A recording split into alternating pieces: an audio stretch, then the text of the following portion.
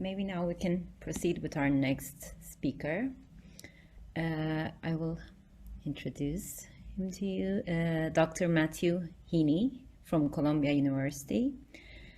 And actually, I was personally very much intrigued by your abstract, Dr. Heeney, so it is, I'm happy to present it. The title of the speech will be Facticity and Forgiveness, a Sartrean Approach. So I can now give you the floor. You can go. Okay, thank you so much. I want to start by just registering my gratitude to the organizers and also for opening up the conference to the entire world and allowing me to address you in English.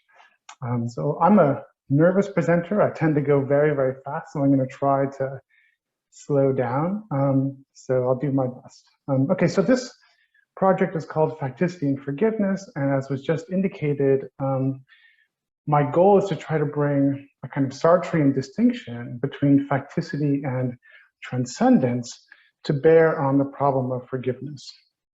And I think that this question can help us sort out an answer, or the distinction can help us sort out an answer to a question that I think is somewhat overlooked in the literature, growing literature on forgiveness, which is how must one relate to oneself in forgiving a moral wrongdoing? And I'm going to try to bring out the force of this question as we go on. I'm going to begin by discussing the problem of forgiveness, so we're all kind of on the same page about what several philosophers are doing in the literature on this score. Then raise an issue that I think isn't sufficiently addressed in that literature, which is the phenomenon of what I call residual resentment, and I'll explain what I take that to be as we go on.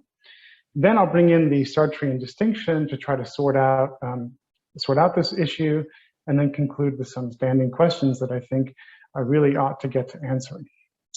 Okay, so what's the problem of forgiveness? What's the problem here?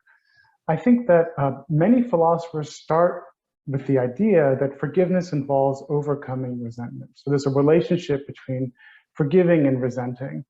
And the formulation changes depending on just who you're reading. Some say forgiveness just involves forswearing resentment. Others that forgiveness just involves modulating resentment to a certain degree. But I'm going to work with this simpler formulation that forgiveness involves overcoming resentment. Resentment, in turn, we can understand as a reactive attitude in Strawson's sense that registers the violation of my legitimate moral demands. So, the fact that resentment registers the violation of my legitimate moral demands makes resentment special. It distinguishes resentment from indignation, which can be a response to the violation of any moral demand. No problem in feeling indignation at a moral trespass done to someone else, but resentment, it's thought, has a special second personal dimension. Resentment is a kind of tacit address to the wrongdoer. So understood, resentment is grounded on the following three judgments: that some transaction, episode, event constitutes a morally significant trespass, that you are culpable for it, you're responsible for it, and that I deserve better treatment at your hands. So these three judgments rationally motivate resentment, and the problem here is that they're also required for forgiveness. So I cannot forgive you unless I persist in these very judgments. If I compromise on the first judgment, then I've just condoned the relevant event. It's not really a morally significant trespass, so there's no question of forgiveness.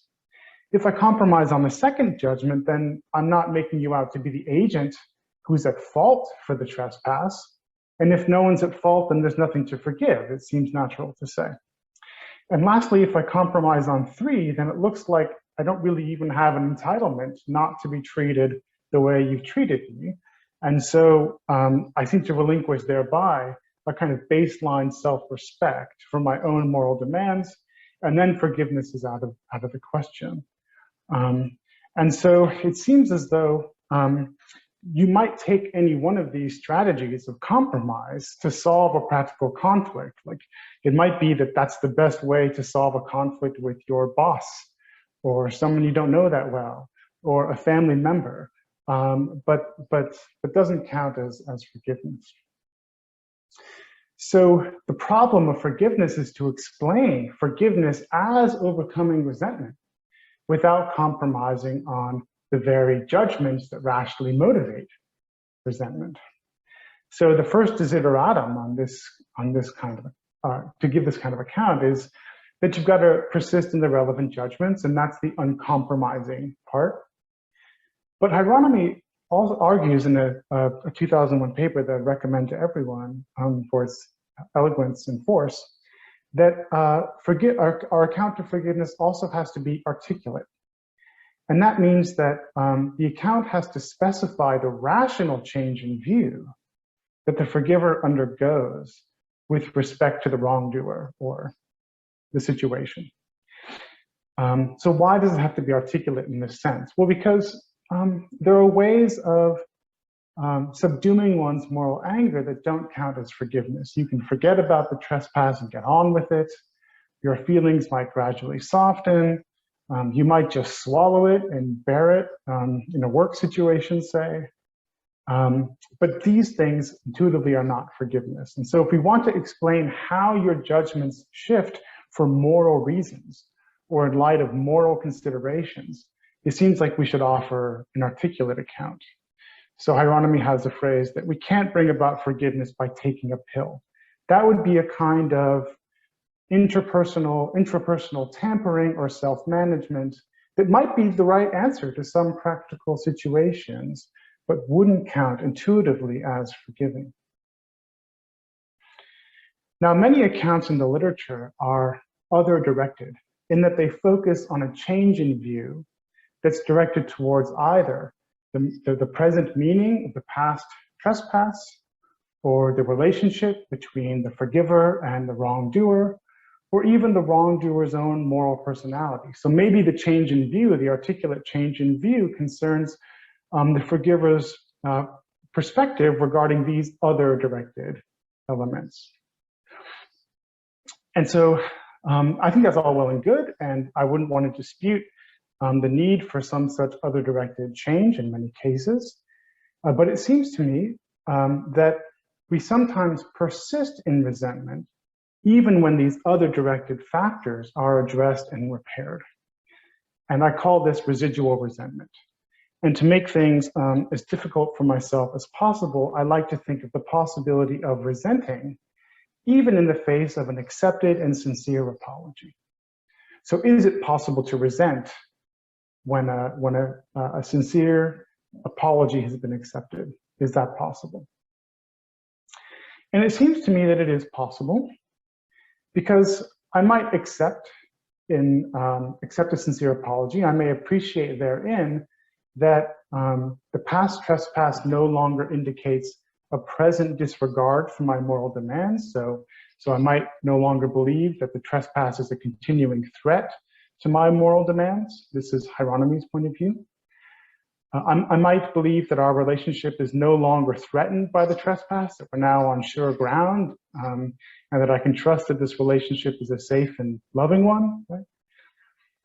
I might come to believe that the trespass does not sum you up as a person. I might think, look, this isn't you. This is a kind of momentary lapse in judgment, and I can trust that this kind of thing won't happen again. It seems possible to appreciate all that in accepting a sincere apology, but still have resentment.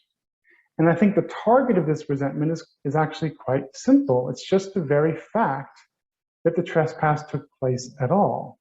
And none of these other directed reparations can undo the past, even if it puts the future on a fine footing. I think that the mere fact of the past trespass can sustain present resentment. And if that's true, if that's a coherent way of thinking about a kind of residuum of resentment, even in the face of a sincere and accepted apology, then it seems there has to be a self-directed change in view on the part of the victim. It's the victim now who has to change the victim's own relationship to the past event. And I think that this is part of what it means when we say in ordinary ethical practice that we have to put the offense into the past, right? So I think that this possibility of residual resentment motivates an inquiry into the kinds of self-directed changes that the victim of moral wrongdoing has to undergo and is sometimes indeed saddled with when wronged and when there's an accepted sincere apology. So that's controversial, and some people I talk to don't agree with that. So that's one issue we might want to talk about. So now we get on to my sort of working proposal. It's a kind of working proposal of a sketch of a account in development. And that's that forgiveness involves a species of, in addition to the other directed changes, forgiveness involves a species of de-identification as victim of moral trespass. And de-identification in turn involves a coordination of facticity and transcendence. So I want to unpack this by way of these three questions. In what sense does a victim of moral wrongdoing identify as such? What is it to de-identify? And how does this de-identification displace this residuum of resentment, the leftover resentment, even after the sincere apology has been accepted? The first thing to say is that identification is a matter of self-conception. It's how a person thinks of themselves. So I don't have in mind anything like personal identity or literal survival. And that already might be a kind of distancing from Sartre's own commitments. Next, I would say that to identify as the victim of the trespass is, in some sense, to identify with one's sense of offense, one's moral anger, shame, or humiliation, etc. And this is where I think Sartre can help us understand what's going on. So Sartre's distinction between facticity and transcendence is roughly as follows. Facticity includes the mere facts that are true of a person, such as one's height or place of birth, whereas transcendence involves what a person makes of those facts as an agent who adopts commitments, plans and acts, and realizes value. For Sartre, we are self-interpreting agents, and so always at a kind of distance from the mere facts of our situation and past, because it's not simply the fact that I was born in a certain place or have certain characteristics at issue for who I am as an agent. It also has to do with what I make of those facts, since I'm a self-conscious being. And my self-conscious grasp of my own facts, my own facticity matters for who I am. So this distinction allows Sartre to say, I am what I am not, and I am not what I am. I am what I am not in that, as a transcendence, my freely chosen projects constitute my practical identity, my grasp of myself. If you wanted to specify who I am, you have to talk about my values, my goals that are not yet realized, and things that are not, strictly speaking, facts that are true about me. And I am not what I am because my facticity doesn't determine me as a mere thing in the way that facticity of some non-self-conscious object determines it. So I think that residual resentment can be understood as a form of bad faith, which is a failure to coordinate facticity and transcendence. We fall into bad faith when we neglect transcendence to regard ourselves as mere things, and that's the relevant failing here. So residual resentment then betrays a kind of identification as mere thing with one's sense of being offended. One takes oneself as fixed by the past transgression, so that the past trespass provokes a present moral anger. And so that, I think, is the kind of dynamic at work in residual resentment. One wants to be coincident in a certain way with the mere fact of the trespass. So if that's identification, then de-identification begins with the recognition that I am not my past. So to understand this, I think we can think of the sort of separation that we grant to the wrongdoer when we take in an apology. And a 2008 paper by Lucy Allais is very eloquent on this point. So I'll just read this highlighted portion. According to her, forgiveness constitutively involves the victim making some kind of separation between the wrongdoer and the wrong act in the way she feels about him. The change in forgiveness is a change in view of the perpetrator. It is a change in the way you effectively regard her, a changed effective view of her as a person. So when the forgiver comes to accept an apology, the forgiver regards the wrongdoer's self in a different way. And we have many ways of sort of getting at this idea in ordinary moral discourse. The trespass, we say, no longer speaks for the wrongdoer, or it no longer expresses the wrongdoer's attitudes towards the victim.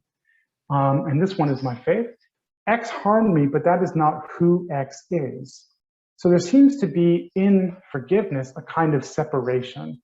And there's a lot of work in the literature about just how to think about this sort of separation in the wrongdoer. And so what I want to suggest is that de-identification as victim involves a kind of similar separation, but one that is self-directed. So one takes oneself as victim to be separate from oneself as agent and consigns the victimhood aspect to a part of oneself that has no bearing on one's practical identity. So if I am what I am not and I am not what I am, the forgiver can say, the trespass bears on myself as facticity, but does not bear on myself as transcendence. And if that's the case, if I'm not sort of coincident with myself as victim, then there's no way for the trespass to ground demands for present redress. And that's what gets taken out when resentment is completely overcome. Sorry, I've got all of your, okay, residual resentment is overcome, in essence, by assigning the trespass to facticity. So this proposal so far seems to be uncompromising, since none of the judgments that underwrite resentment are being abrogated. And the proposal is articulate because it specifies a change in view that rationally displaces resentment. The difference that I have is that this change in view seems not to be a novel judgment undertaken for reasons. It seems instead to be a kind of global change in perspective. And so if we can count that as a rational change in view, I think the proposal does count as articulate, even if there's not a specific judgment undertaken for novel reasons attributed to the victim. So to briefly wrap up in these last 2.5 minutes, residual resentment, if it's possible, motivates inquiry into the forgiver's relation to self. Residual resentment, I think of as a kind of bad faith identification as victim, but it can be displaced by de-identification, transcending the trespass by assigning it to facticity. So that's a lot to establish, but even if it's all well and good, there are some standing questions that certainly need to be thought through. One of them is whether residual resentment is rationally or ethically respectable, right? Some people have put it to me that residual resentment is not really warranted. It's not fair. It's suspect from a rational or ethical point of view. And so that leads to the next follow-up question, which is, must residual resentment be respectable in these senses to demand an explanation? It might be that there is a kind of stubborn latching on to resentment, but nevertheless, it needs to be expunged and it needs to be done in an articulate and uncompromising way. And if that's the case, then we need an explanation of how it takes place. Second issue is whether the proposal does full justice to the third judgment, that I deserve better treatment at your hands. We have here a kind of flight away from one's sense of being a victim. And it might be thought that this amounts to a kind of compromise on the idea that I deserve better treatment, because on my proposal, there's at least some sense in which I am not the one who was harmed. And that leads to this third issue of whether the proposal renders the victim a kind of third party to the trespass. So third party forgiveness is quite controversial. Some people think it's fine to forgive on behalf of another. Other people no. But one worry you might have about this proposal is that it makes all forgiveness third party because of this flight away from self. And aren't we then always a third party to our own moral trespasses, or the ones done against us? So those are my problems I'm working on. Maybe you can help me. Maybe you can make them harder. Okay, thanks so much, everyone. Thank you very much, Dr. Heeney. So we can now, I can now take the questions. I see a hand. So Andreas, maybe you are the first, I think. So. Thank you. Great talk. You didn't speak too quickly. Some things are still confusing to me, though. The distinction, the Sartrean distinction, is a bit unclear to me, and maybe this question would help me understand it better. So resentment plays a big role. You seem to be saying that once you've forgiven someone, you've sort of, at least you have some sort of reason to try to overcome your resentment toward that person. Well, in the first case, you can tell me whether that's correct or not, but that made me wonder, is it a requirement to be an is it a requirement on the fitting forgiver that the person has experienced this resentment to begin with? In other words, do you have to have been placed on the have you had to have your identification as a victim in this full Sartrean sense in order to be a fitting forgiver? Does it have to be a part of your identity in this very thick sense that you seem to have been speaking about? Yeah, so that's it. So first about the relationship between forgiveness and resentment, I think that overcoming resentment is constitutive of forgiveness. So if there's some resentment left over, I think you haven't at least fully forgiven. And I think there is a real phenomenon in life of, I'm trying to forgive you, I've committed to forgiving you, I'm halfway there. We can talk about it as a kind of process, but I think it's not completed until resentment is overcome. As for the other issue, yes, I think that if one is not really touched by the moral trespass, if one does not have one's anger up, I'm not sure we would talk about forgiveness. It seems we would talk about excusal, or a kind of just don't worry about it or it's fine. I think that when we talk about a deliberate act of forgiveness, there does have to be some moral feeling involved that is going to sort of drag us into identification. I think it's very easy to identify with our sense of outrage, especially when it's a kind of phenomenal moral anger. So I would say that there is a pretty tight relationship there. If the trespass doesn't really touch you, we might talk about forgiveness in a quick way, but the really ethically salient cases are the ones where there is a demand on one's identity. What do you think about that?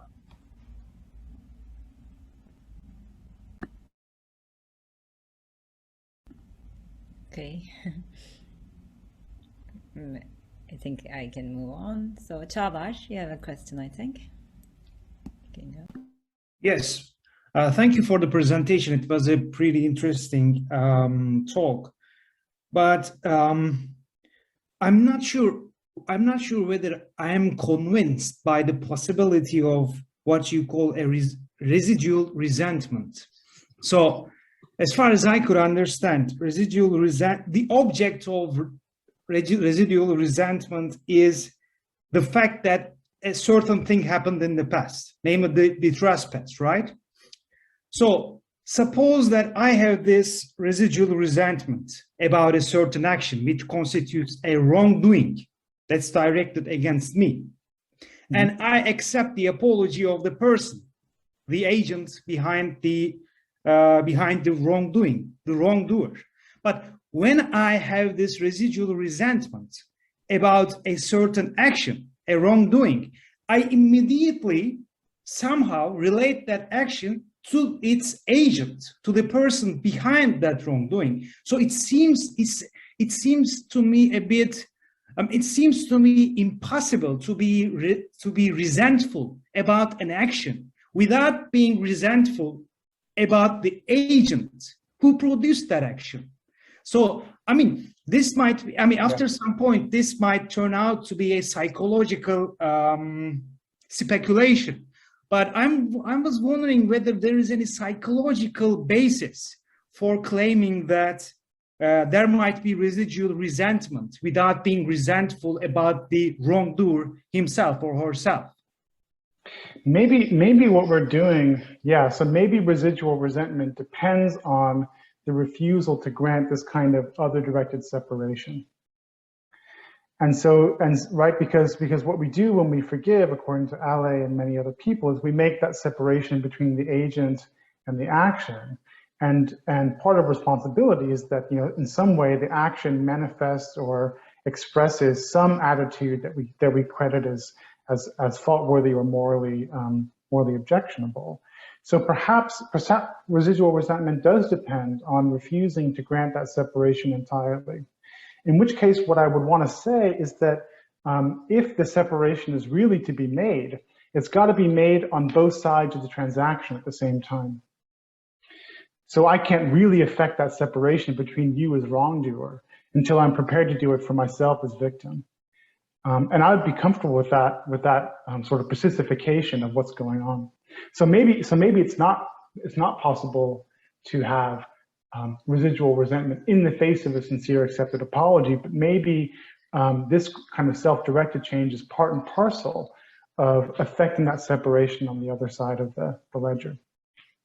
What would you think about that?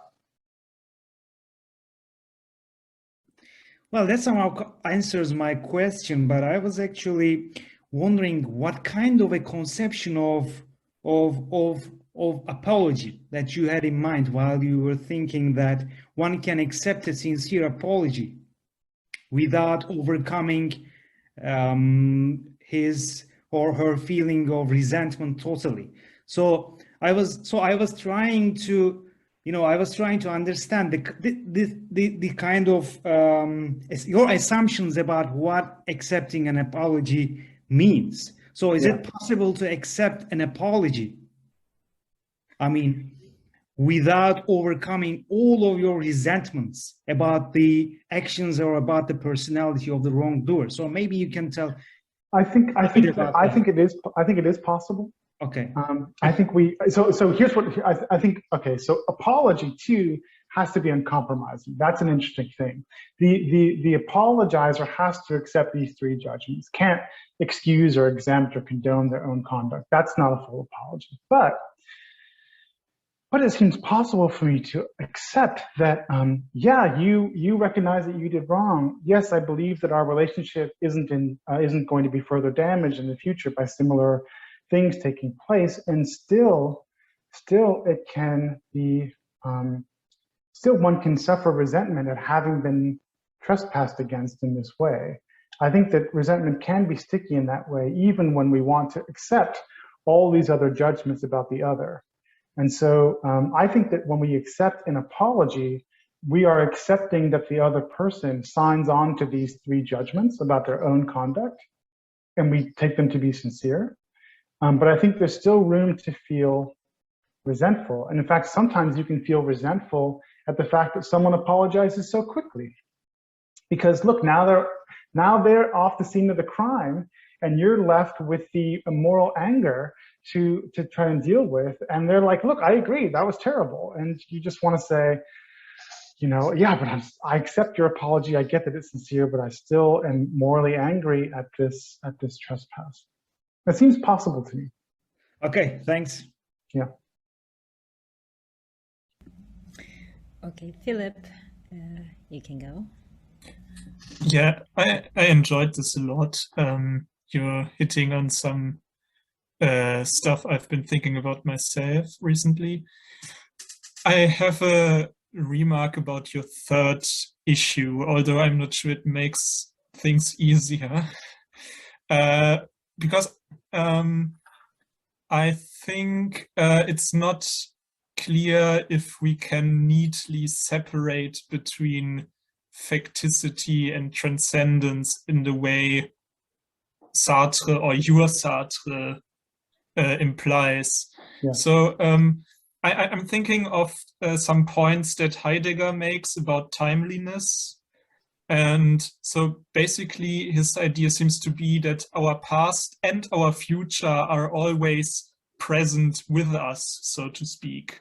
So I am here now because of my past commitment to attend this conference.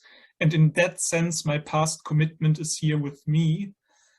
And I think that, so sort of dissolving this hard separation between facticity and transcendence, or future and past, might help, might be an answer to this problem, because in that sense, I don't become a third party of my past self. But on the other hand, it might make your overall project a bit harder. Yes. So that's always a question. How much of the Sartrean ontology and metaphysics of the self has to be accepted to use this distinction in a fruitful way? And that's a site of struggle. But I very much take your point that even in Sartre, there's no clean distinction, because of course there's one's facticity, and then there's one's transcendent grasp of the facticity, and that's what's really going on here. So the assignation to facticity is itself a feat of transcendence, right? And so that definitely has to be recovered. And so what one wants to do is come to look at the fact of the trespass as no longer a present grounds for certain normative demands. That's what essentially is trying to be explained. And so when people talk about forswearing resentment, they say, what you do is you forswear resentment, meaning you sort of lay down your claim to certain commitments on the part of the other person. And I think I take some of my work in this project to be what's involved in that. What is it for certain claims to be renounced? And I think that the interplay between facticity and transcendence can help us understand that. So that's the end point. The end point is trying to explain how it is these claims get renounced. And I think that we could try to do that by taking this sort of dual perspective on ourselves. On the one hand, as objects in the world with a certain factive profile. On the other hand, as transcendent entities who are projected towards the future. And so one element that didn't make it into the 20-minute window is the idea of committing to a reconciliation with the other. So here we have a future-directed commitment undertaken in the light of a past factive event, right? And so maybe that's a kind of interplay that would be closer to these phenomenologists without taking on so many of their ontological commitments. What do you think about that? Yeah, it clarifies a lot. I think it's that's pretty much put in Sartrean terms what I tried to capture in Heideggerian terms. Yeah, yes.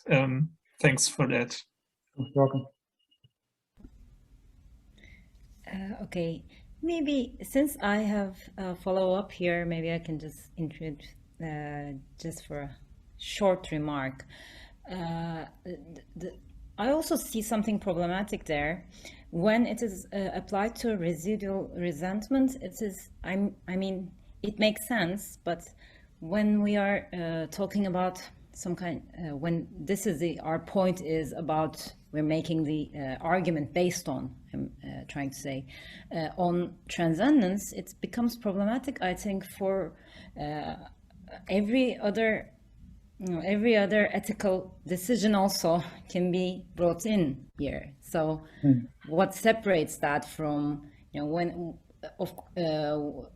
as you said, you just made many criteria there, but once the transcendence comes in, it is just, I am not myself like in 5 minutes before, so it's all mixed up, and I think there's a temporal problem there also. So I just want to add, if maybe you have something. Yeah. So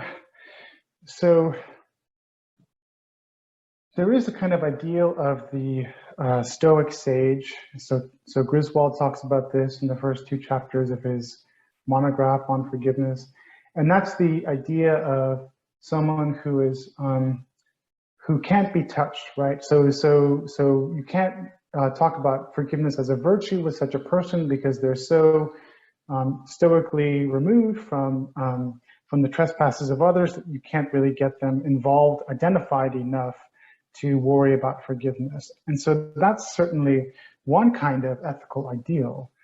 But in Sartre, the idea is that, you know, there's no final settling of facticity and transcendence. It's kind of always in tension. And to be perfectly sort of coincident with facticity and transcendence, that would be the idea of God.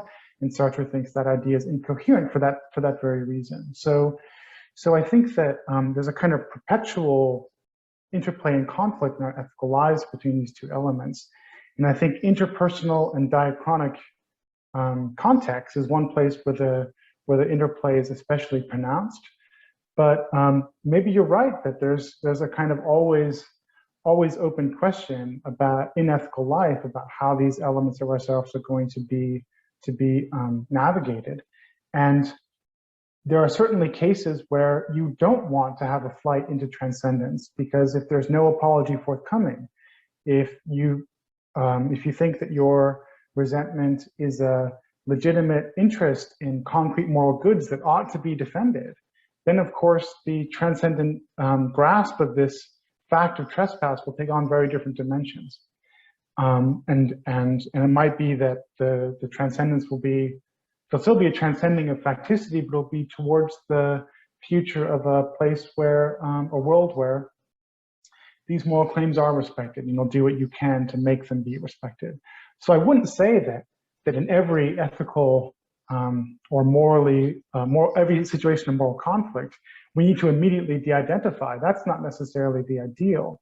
But where the aim is reconciliation with another person, then it seems like part of the bullet that has to be bitten when you want to forgive, which is a difficult thing to do if you're going to do it, you know, from your head to your toe. De-identification, I think, is going to play into it, and that could be part of why it's so difficult to do. Great, thank you for the clarification. So, Kathleen, sorry for making you wait. You can go now. Oh, that was a really interesting question. So thanks for the talk, and I want to ask something that might just be too far outside of your framework, so feel free to say, oh, I'm just going to bracket that.